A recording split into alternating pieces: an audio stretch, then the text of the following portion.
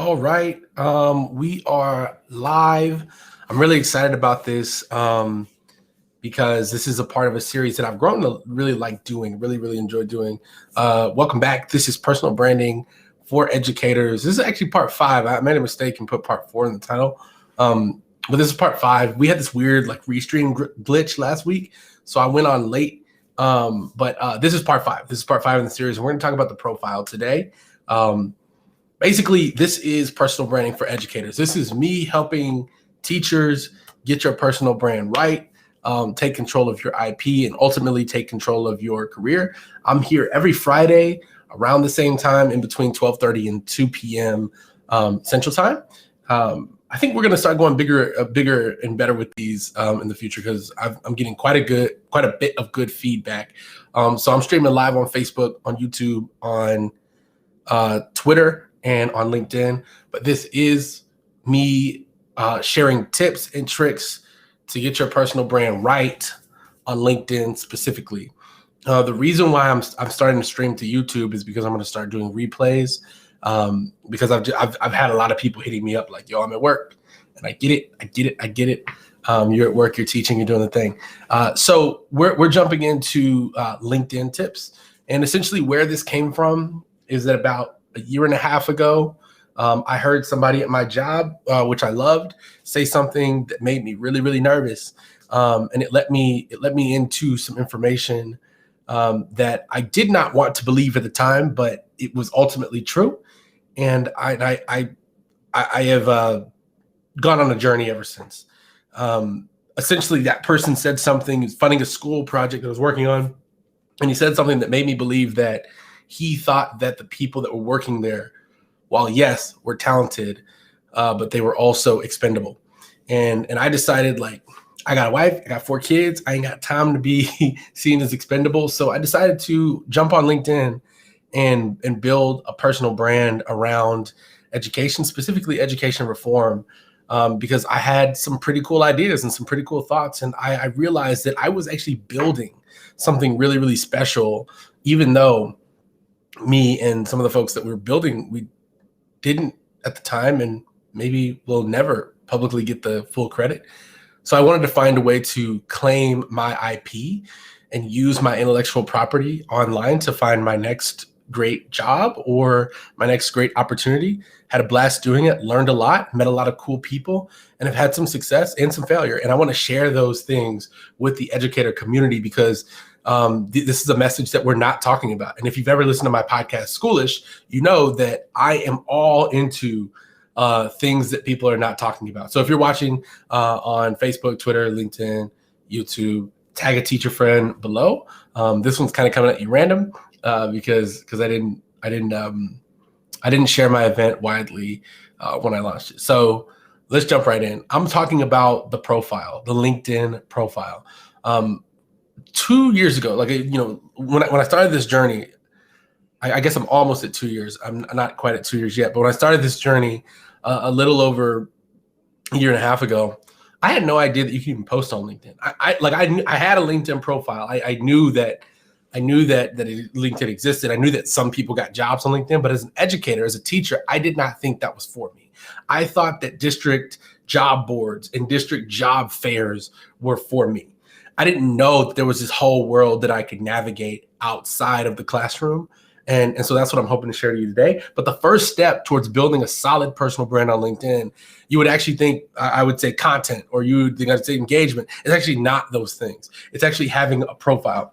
I think the profile is one of the most underrated tools on LinkedIn as they seek to make the platform more creator friendly. There's creator mode, there's LinkedIn video. Shout out to Quentin Allums, who champions LinkedIn video. People are starting to do also, polling. There's all sorts of things you can do on LinkedIn, events, even streaming like this. And so because there's so many things that you can do on LinkedIn, I think people are forgetting about the good old profile. The LinkedIn profile is really important for a couple of reasons. Number one, because it can act as your home base.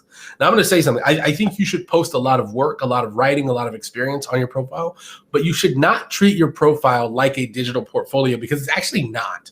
I don't know if this is a real possibility, but theoretically, whatever you post on a social media platform, that platform technically owns. Like if you read the privacy policies, if you read the terms and conditions, which no one does.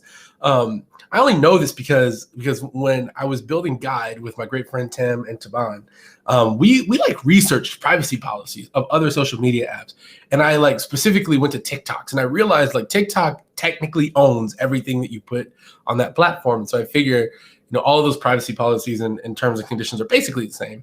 And so if you're posting articles or anything on LinkedIn, I would highly recommend that you have another blog somewhere that you own, like another like digital, some other digital real estate that you own, because what I'm about to advocate that you do on LinkedIn, I think again, like if you were at our live last week, ownership is really, really important to me. Like teachers are basically told like you shouldn't own anything, and we allow the our schools to just sort of like take our brilliance. And I'll give you an example as sort of a recap. This morning I was just on Instagram randomly, and I saw a story. I actually saw two things back to back on Instagram, and I was like, "Ooh, this is such a perfect example." This is a picture of you can't even really you can kind of see. This is a picture of two students in a magic workshop, and this is a workshop that I created. I built a workshop to teach students to do public speaking, but I think like public speaking in itself for middle school age students is lame, right? Like you can't hook them for it. So I decided like, magicians and stand-up comedians are some of the best communicators on earth. So if I can hook them with doing magic tricks, I can get them to do public speaking. And that's basically what I did. Well, I no longer work at this school, but the school is literally a for-profit private school. Is literally profiting off of the idea, the work, and the workshop that I built, right? And I knew the game. Like that's okay. I'm not tripping, right? Like I'm not like demanding money or anything, but I'm using that as an example as to why you should have a place to house your intellectual property, so that when people find you, they know exactly what you've done, what you've created, instead of just leaving that on the table at whatever job that you're at or whatever job that you leave, right? So the way I see this is like, fine, any school that I've worked at, please use the brilliance that I've created. But I'm also going to be using that as well, just so y'all know. And so I actually ended up like looking, like just glancing at that school's story at the same time, and they posted about this.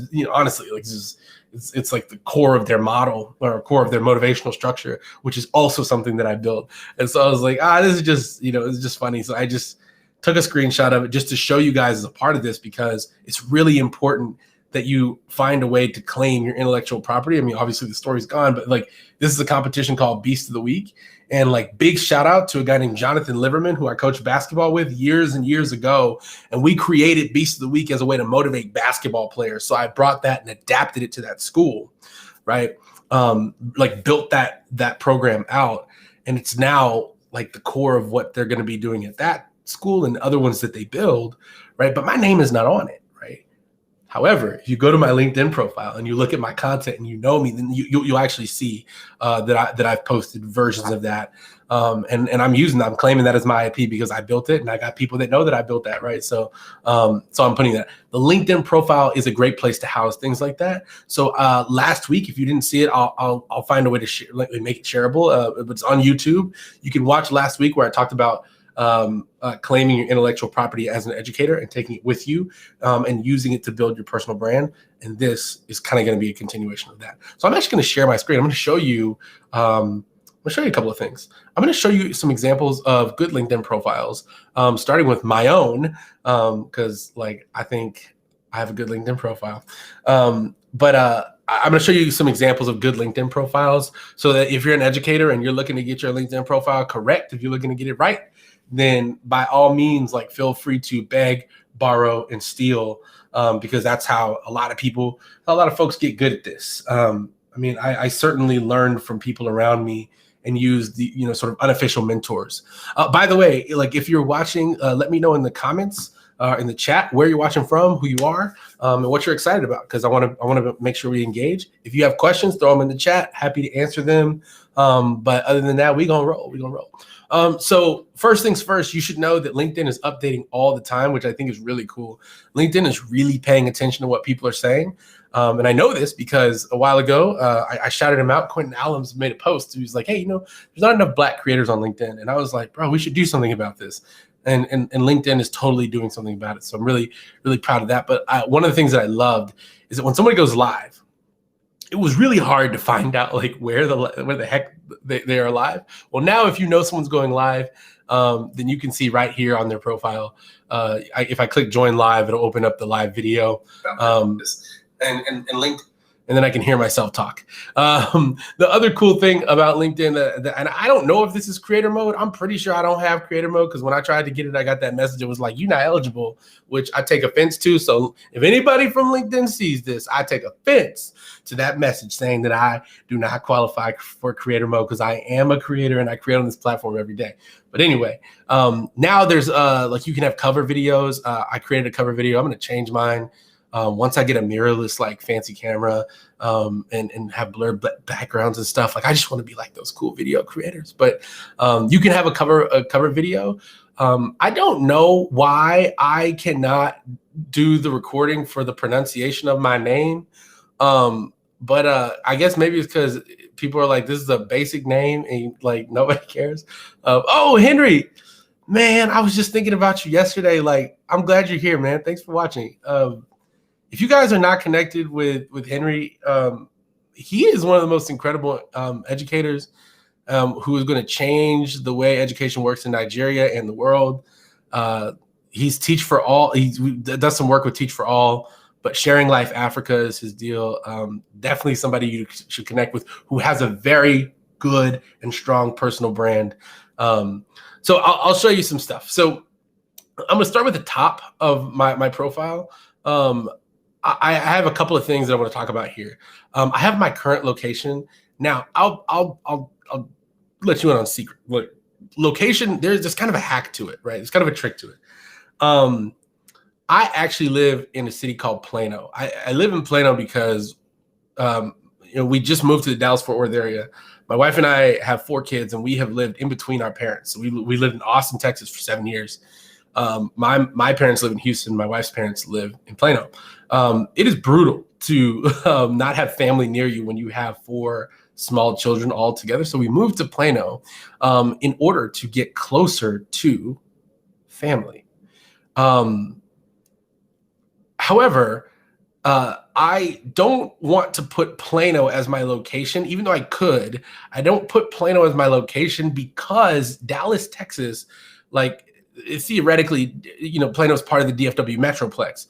It is not necessarily Dallas. It's its own city. But because Plano is like a 15-minute drive into Dallas, I put Dallas because I know that opens me up to more opportunity and for people to say, oh, I live in Dallas. And normally, like, if y'all know anything about Dallas-Fort Worth, people be like, oh, yeah, I live in Dallas, just because it's easier than saying, oh, I live in Wiley, or I live in Mesquite, or I live in Arlington, right? The Dallas Cowboys, if you feel bad about doing something like this, the Dallas Cowboys, which is the worst football team ever, the worst football team with the worst fan base ever, they actually don't play in Dallas. They play in Arlington. The only team that's labeled Dallas that actually plays in Dallas would be the Dallas Mavericks, right? So this is just kind of what I'm doing. I live in Dallas. I put Dallas, Texas as my location. This is not necessarily your house, right? The location on your profile is basically like where you work and where you want to have influence, right? So I am choosing Dallas as my location because I live near the Dallas-Fort Worth area. It's the closest place, and I want to connect with people. I want to work with people. I want to collaborate with people in Dallas. Now let's talk about the headline. This is my headline, which is Reinventing Education with the Reinvention Lab at Teach for America. I'm the host of the Schoolish podcast, and I'm a 2-time TEDx speaker. The headline, I think, there's a lot of content about how to master that, and I'm not gonna rehash that. I think a lot of that content is really good, and you should check that out. What I am going to talk about is the 2 things that you want your headline to do. You want your headline, obviously, to catch people's eye. The reason why I describe what my job is, reinventing education. My title is actually the Senior Managing Director of Network Strategy at the Reinvention Lab. But I feel some type of way about job titles. What do they mean? Like most job titles, you have no idea what that actually means. It's not a good representation of what that person does. What I actually try to do at work every day is I actually try to reinvent education. So I'm describing what I do and where I do it, the Reinvention Lab, right? At Teach for America. We're part of Teach for America, but we sort of like, we don't work separately, but we exist to sort of challenge the very things that people may take for granted, or the thing we challenge the way that Teach for America works. So, but we are a part of the organization, and we love that. So that's why I wrote it that way. I'm describing what I do as opposed to just putting my title, and as opposed to putting something kind of goofy, which I don't mind. People that put sort of goofy headlines, I think that's awesome as well. But the idea is that with your headline, you want to like grab people's attention. For some people, it's the first thing that they read. I'll be honest, I don't necessarily read headlines first, but for many people, it's the first thing that they read. Again, some of these tips that I'm giving you, they're specifically for educators. So this is not the same stuff that you'll get where people are like, oh, here's what recruiters are looking for, because I don't know or really care what recruiters are looking for. Right. And the reason why I say that I don't know or care is because I know who does know and I know who does care. And I can direct you to those people. Like, if you want to know how to get hired, like anywhere outside of education, like look up the profile John Marty. That's a person that you should be following. Austin Belchak, like that's a person that you should follow, right? Because they can give you the real there. But I'm talking specifically to educators. The second thing I really care about my podcast, I have a podcast called Schoolish, and I put that there because I want people to reach out to me and say, hey, like, I'd love to be on your podcast. And that happens quite a bit. And then the last thing I put is I'm a 2-time TEDx speaker.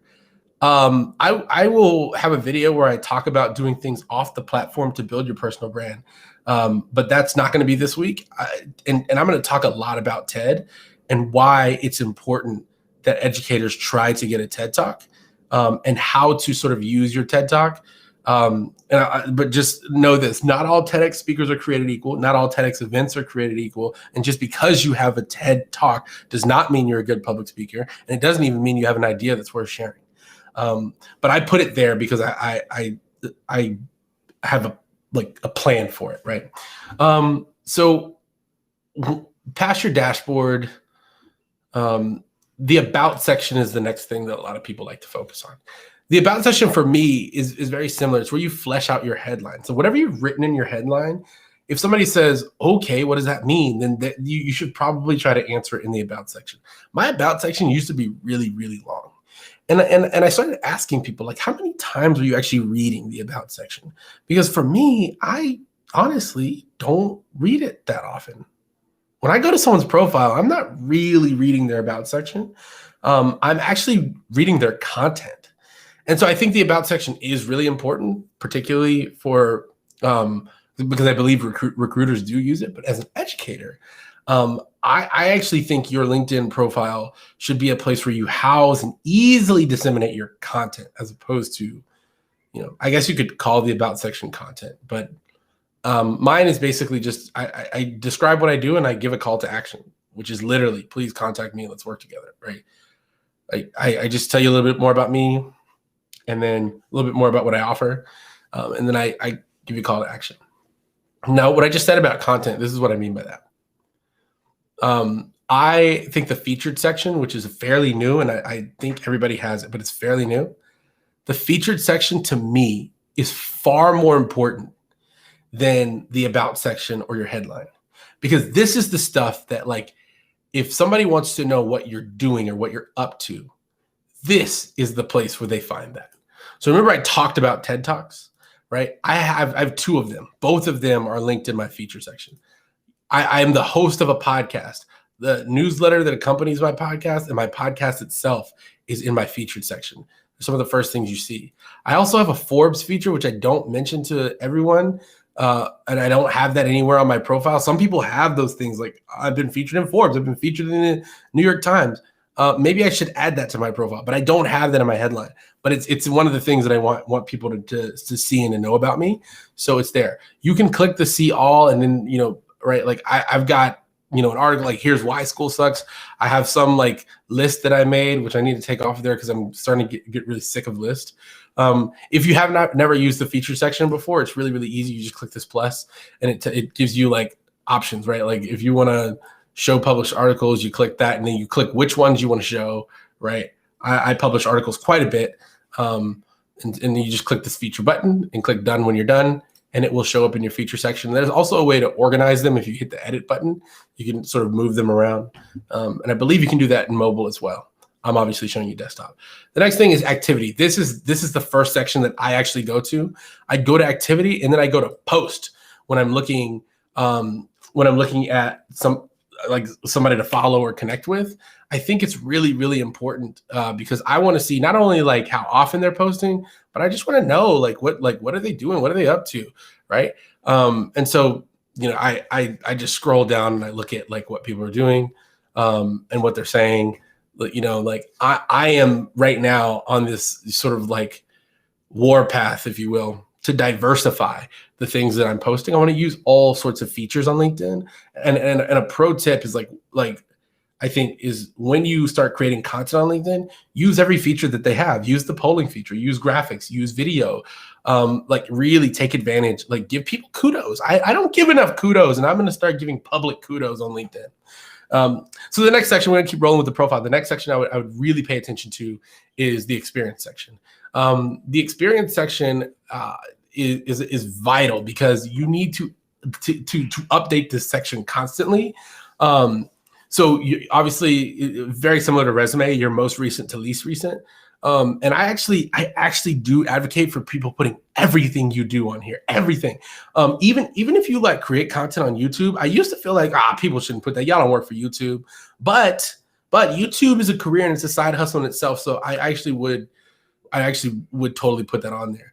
I don't consider myself a YouTuber. I put zero effort into YouTube, but if I put effort into YouTube, I'm putting it up there, right? So I want to say a couple things. Number one, if you work for a new organization, a startup, or something that's not like, it's not like everybody doesn't know it, right? Like Google, if you work for Google or Facebook, or if you work for LinkedIn, there's probably not a need for you to explain like, hey, I work for a tech company called Google that created a large search. That's probably dumb. You don't need to spend time doing that. You can just say what your role is and what you do, right?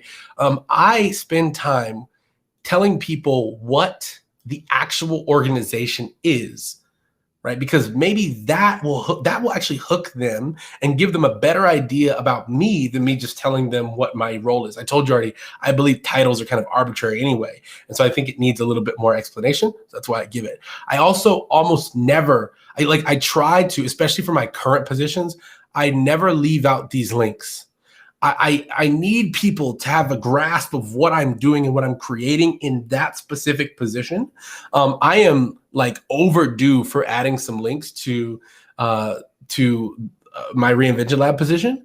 The reason why I started off talking about intellectual property is because that screenshot that I showed you earlier, I am about to take that screenshot, come down to this position where I no longer work, and I am going to add it to this section.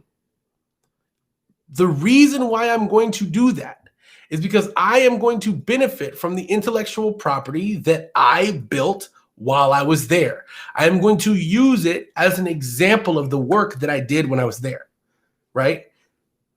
So again, like I'm not saying like steal nobody work, don't steal nobody work, don't lie about nothing. I'm saying use the content that you created. That as an educator, your school, your former school, they ain't gonna ask you for permission, right? Ain't nobody asking me for permission to post stuff on Instagram and get parents to come sign up and pay them $13,000, $24,000 a year. Nobody's asking for that, and so I'm not gonna ask for permission to use my content either, right? So I recommend that whatever you create, you use this section on your profile to link to those things, right? Because that's vital. You must claim your intellectual property, and you can use your LinkedIn profile to do so, right? I wrote articles. I don't know why the thumbnails are not loading, but I wrote articles. I posted them, right? You can see almost everything that I have. I link to what I've done. Now I'm going to talk about education for a second, really quickly. I used to buy into this false idea of prestige.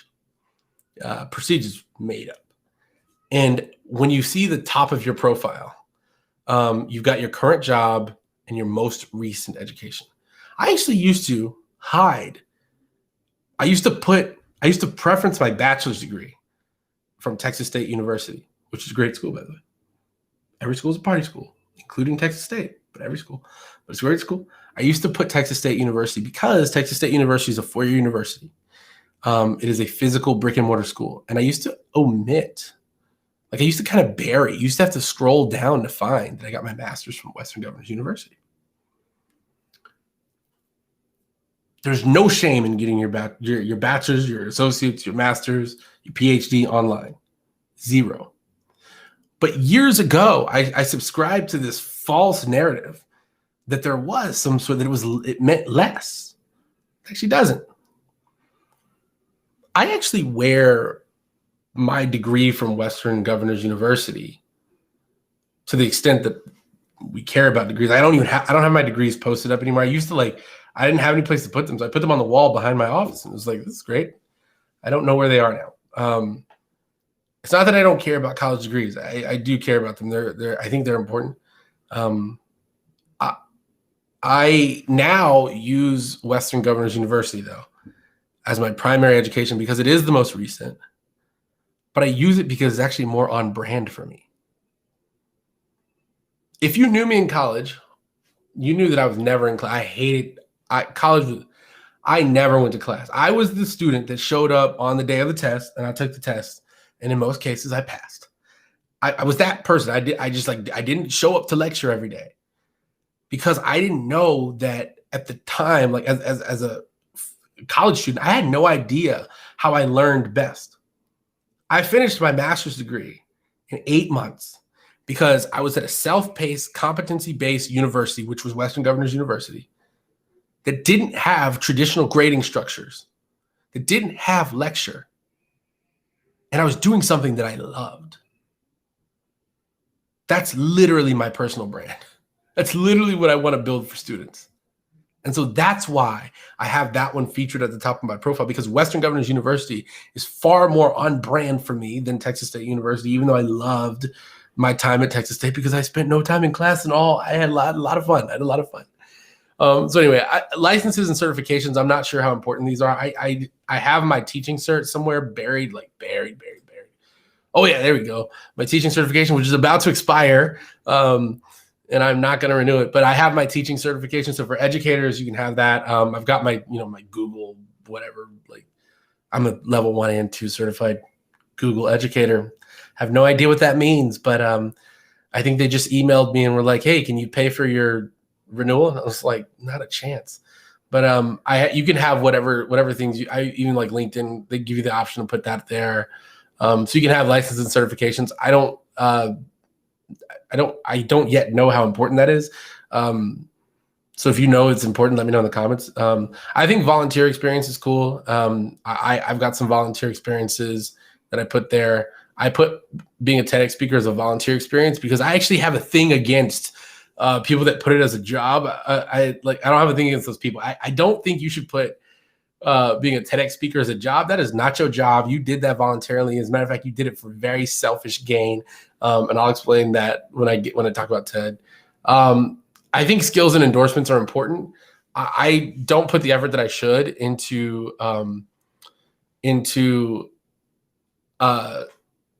endorsements. People endorse me.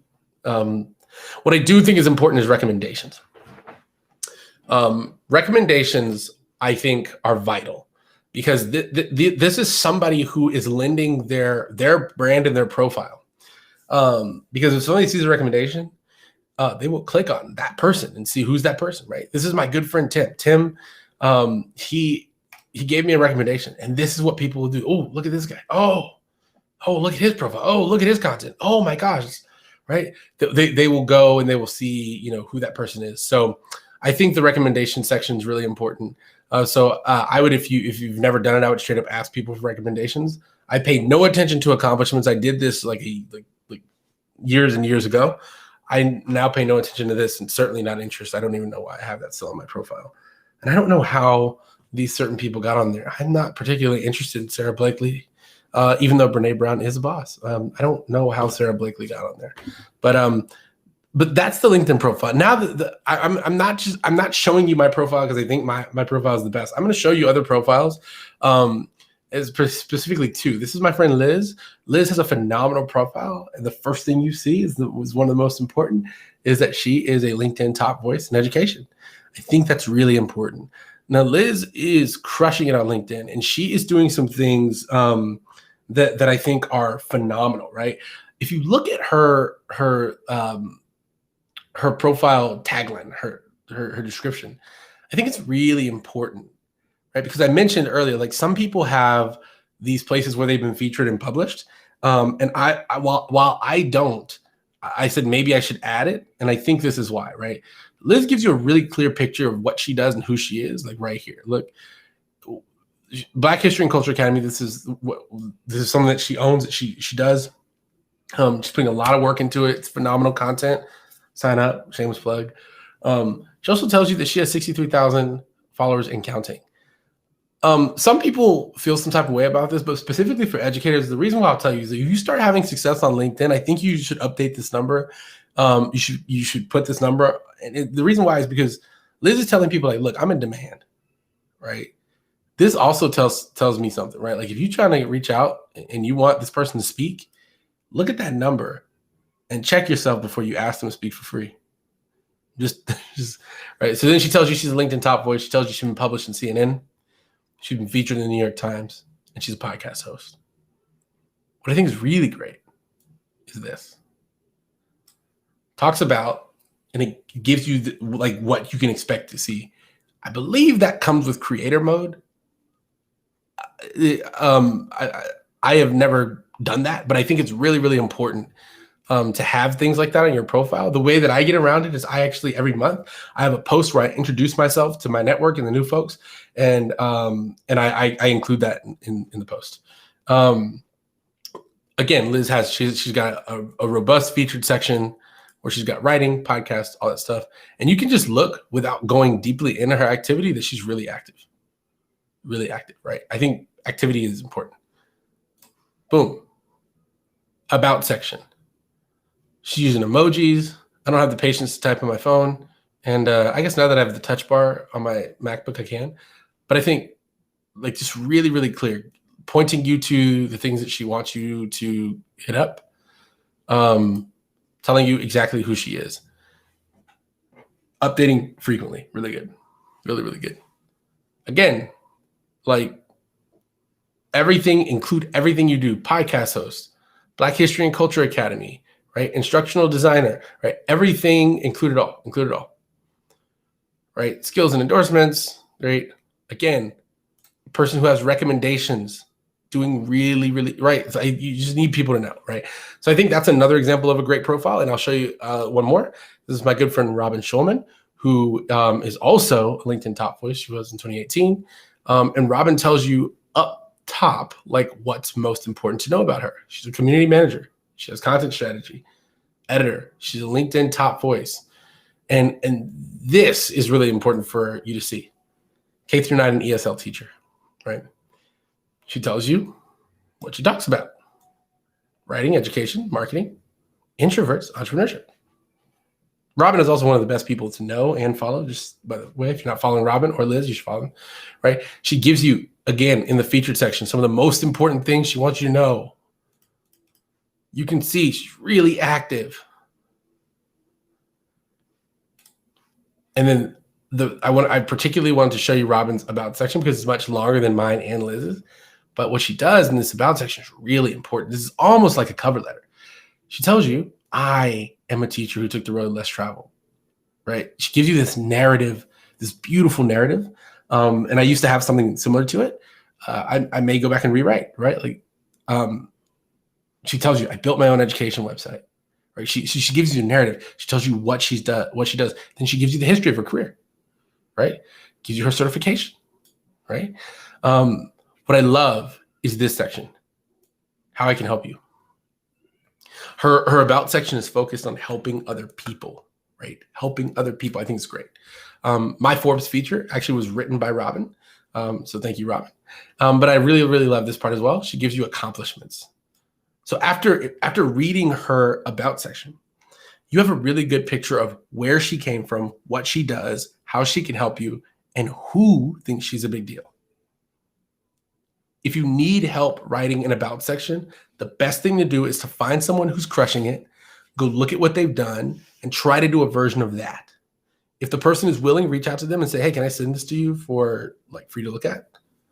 If they're willing to do it. If you want that from me, you can join my personal branding group on LinkedIn. It's called Schoolish Personal Branding Community. Request to join. It's free. There's nothing required of you to join, and I'll give you support. I'm starting to do office hours again and stuff like that. Robin tells you up top she's a Forbes contributing writer, and she's a great one. She's really good. But then look what she does. She gives you links. So she's not lying, right? She's straight up. She's like, look, I write for Forbes. Here's the stuff that I'm writing, right? And then she gives you other positions as well. So look, there is not necessarily, I don't believe that there's one path to success. Also, see, look, she's killing it in the recommendation section. I don't believe that there is one path to success in any field or any situation, but I think that there are people that are crushing it and they're doing a really, really good job. And so whether it's my profile, whether it's somebody like Liz, somebody like Ryan, somebody like my friend Tim, somebody like John Marty, find a person who's crushing it on LinkedIn and learn from those people.